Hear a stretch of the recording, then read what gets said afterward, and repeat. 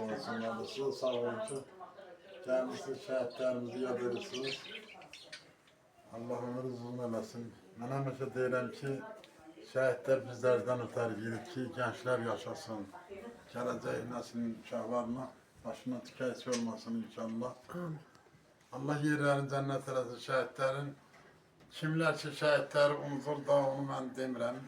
Allah bilər, ola bilər. Yəni şəhidləri unutmaq olmaz, mən elə başa düşürəm. Allah Şehitler ölmez. bəli, vətən bölünməz.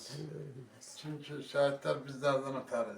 Respublikamızın vətəni, torpağın müdafiəsi üçün getdilər. Namus qeyrət üçün getdilər.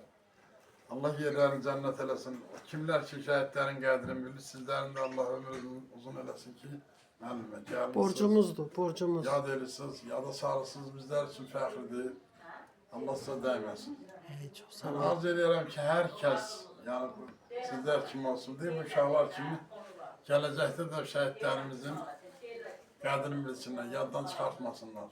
Çox sağ olun. Allah İnşallah. ömrünüzü uzun eləsin. Borcumuzdur, borcumuz. Allah rahmet eylesin. Allah mekanlarını cennet eylesin her bir şehidimizin.